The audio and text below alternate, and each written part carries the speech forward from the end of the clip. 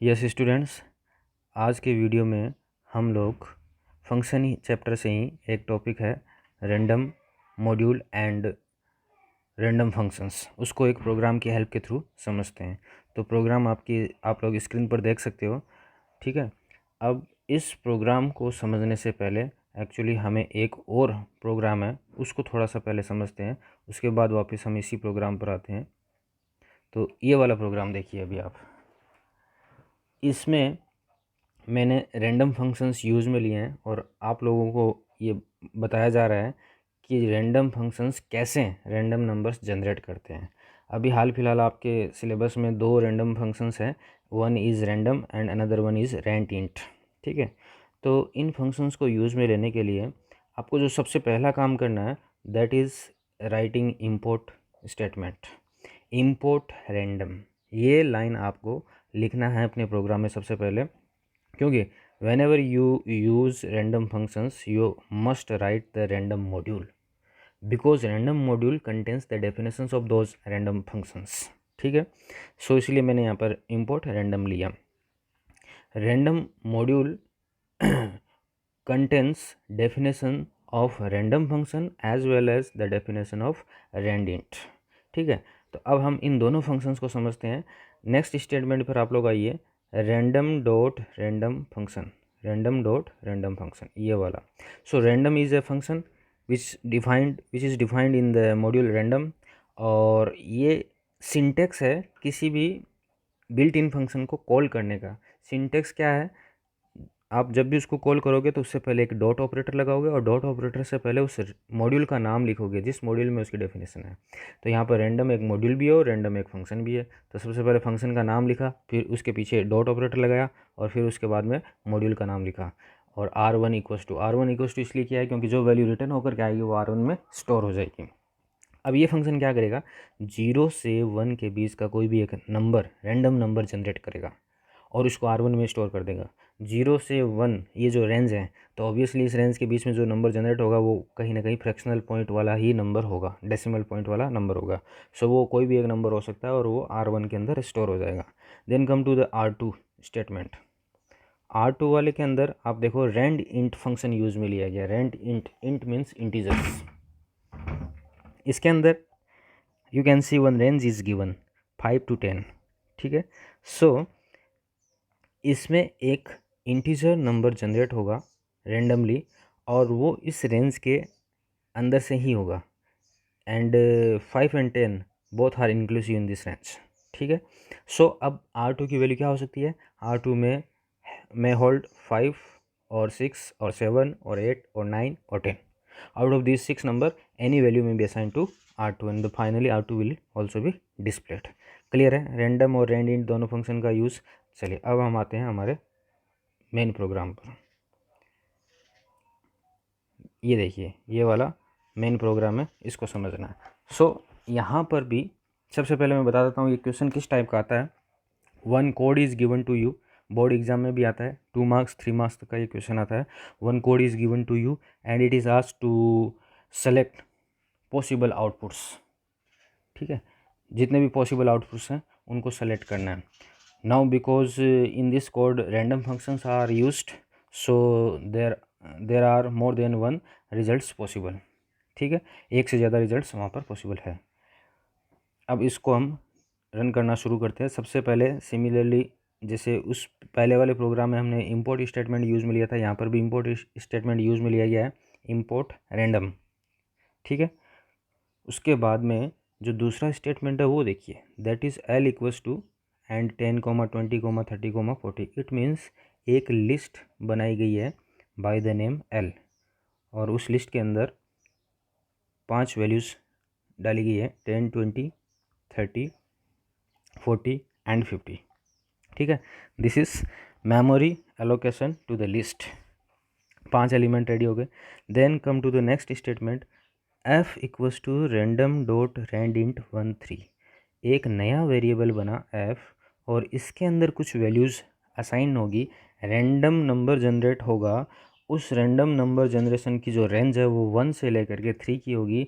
इसका सीधा सा मीनिंग ये है कि f के अंदर या तो 1 आ सकता है या 2 आ सकता है या 3 आ सकता है, इन तीन में से कोई सा भी नंबर आ सकता है, और वो हमें नहीं मालूम, जब तक प्रोग्राम रन नहीं होगा तब तक हम नहीं बता सकते कि वो वैल्यू क्या है।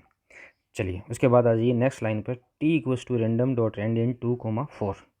ये मैंने टी एक और वेरिएबल ले लिया, और टी की वैल्यू अब इस फंक्शन में जो रेंज दी गई है उसके बेसिस पर या तो 2 हो सकती है, या 3 हो सकती है, या 4 हो सकती है, ठीक है, क्योंकि 2,4 रेंज गिवन है, तो 2, 3, 4 ये इनमें से कोई सी भी एक वैल्यू हो सकती है। So finally we created list, we got the value of f, we got the value of t. Now check the value of f and value of t. इस टेबल में आप लोग देखेंगे तो there are total 9 possible combinations of f and t which में be generated in this program. कौन कौन से वो कॉम्बिनेशंस होंगे? मान लीजिए f की वैल्यू 1, 2, 3 में से कोई सी भी एक हो सकती है। हम फर्स्ट मानते हैं कि f की वैल्यू 1 है। अब t की वैल्यू 2, 3, 4 में से कोई सी वैल्यू हो सकती है, तो हम मान के चलते हैं t की वैल्यू 2 है। तो पहला कॉम्बिनेशन बनेगा 1, 2, ये 1 वाला और ये 2 वाला, ये कॉम्बिनेशन बन गया। अब हम क्या करेंगे, 1, 2 को ही एक्चुअल जनरेटेड नंबर मानते हुए प्रोग्राम को आगे बढ़ाएंगे और उसके अकॉर्डिंग देखेंगे क्या प्रिंट होगा, ठीक है। फिर प्रोग्राम का हमारा एक आउटपुट निकल जाएगा। उसके बाद हम दूसरा कॉम्बिनेशन चेक करेंगे। अब दूसरा कॉम्बिनेशन क्या होगा, हम f की वैल्यू को 1 ही रखते हैं और t की वैल्यू को 3 नेक्स्ट वैल्यू ले लेते हैं। तो 1, 3 एक कॉम्बिनेशन ये हो सकता है। अब 1, 3 में हम प्रोग्राम को आगे चलाएंगे और चेक करेंगे कि इसमें क्या आउटपुट आता है, तो वो दूसरा पॉसिबल आउटपुट हो गया। उसके बाद हम क्या करेंगे, नेक्स्ट कॉम्बिनेशन देखेंगे। नेक्स्ट कॉम्बिनेशन में f की वैल्यू को 1 ही रखेंगे और t की वैल्यू को 4 कर देंगे, तो नेक्स्ट कॉम्बिनेशन हो गया 1, 4। अब 1, 4 में हम आउटपुट देखेंगे क्या आता है। Similarly, we will check 2 and 2, then we will check 2 and 3, then we will check 2 and 4।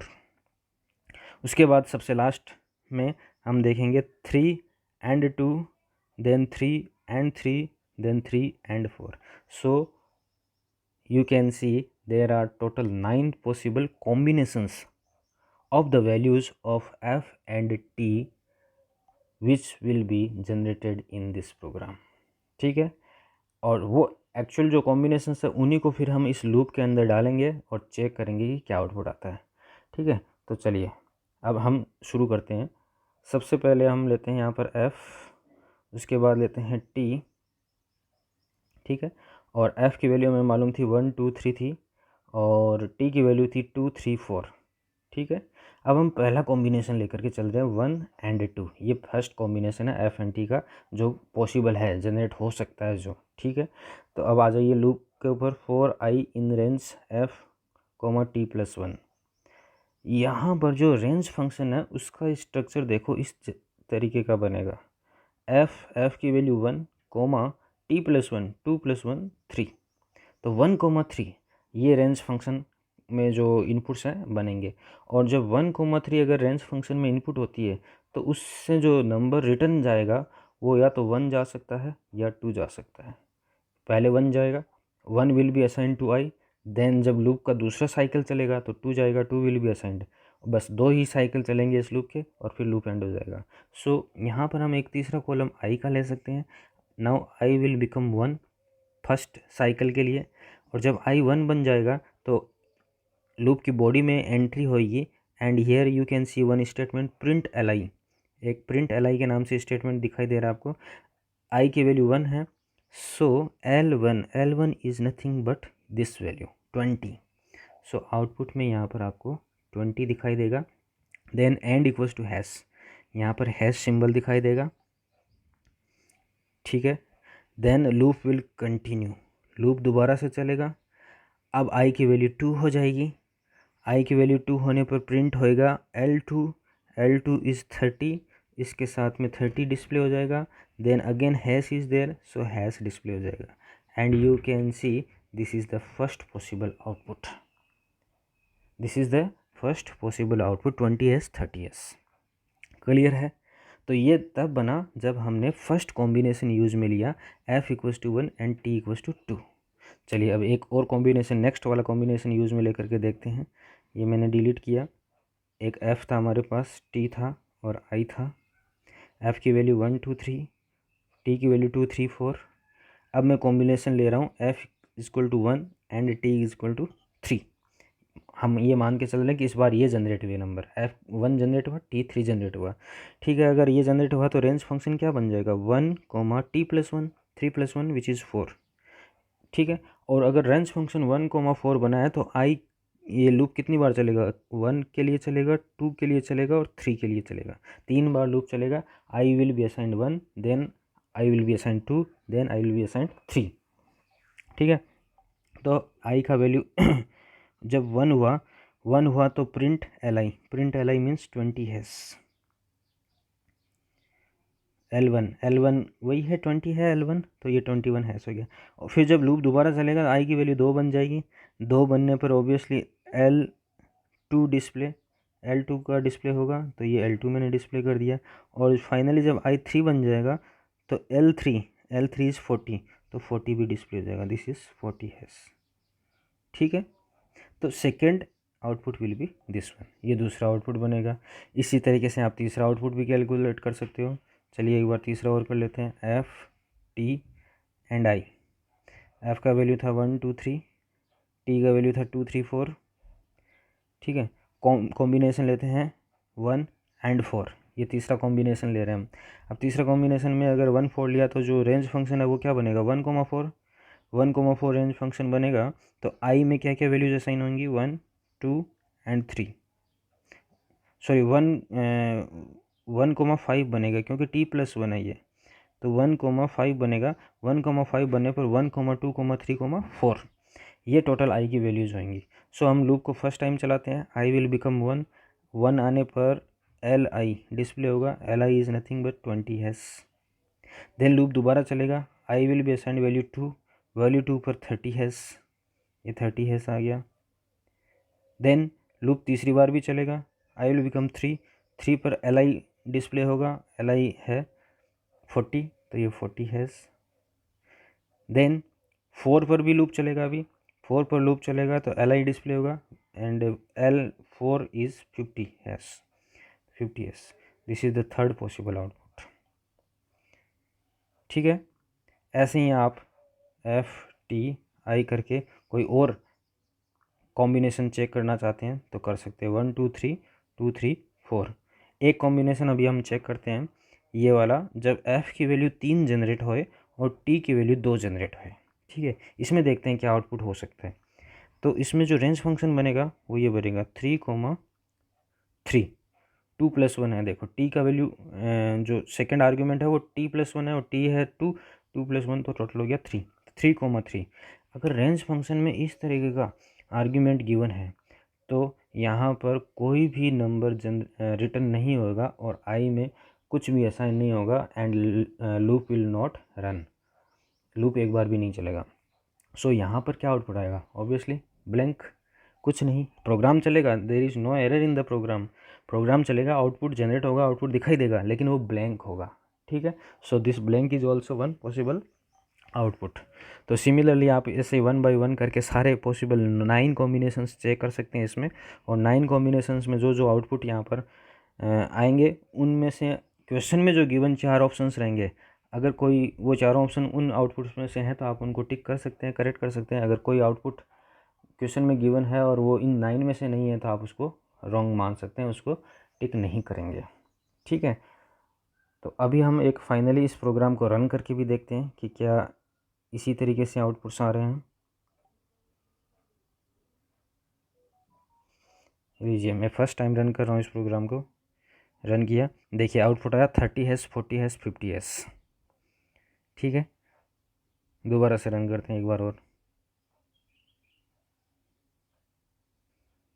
30 hash 40 hash आया अभी, और रन करते हैं, 20 हैश 30 हैश 40 हैश आया, और रन करके चेक करते हैं, 30 हैश 40 हैश, ओनली 30 हैश। देखो वही आउटपुट वापस रिपीट भी हो सकता है, ऐसा नहीं है कि हमेशा नया ही आउटपुट आएगा, 9 आउटपुट में से कोई नया ही आउटपुट आएगा, जरूरी नहीं है, जो पिछला वाला है वो भी वापस रिपीट हो सकता है क्योंकि रैंडम लिया and we do not know what the output is going to be printed. ठीक है, again 30 hash, 20s 30s 40s 50s same 30s 40s। सो इस तरीके से इस प्रोग्राम के आउटपुट आते रहेंगे। तो आप सभी लोग एक बार इस प्रोग्राम को एडिटर में टाइप करिए और इसको रन करके चेक करिए, और इस पर जितने भी आप एक्सपेरिमेंट्स कर सकते हैं उतने एक्सपेरिमेंट करके देखिए। Okay, thank you.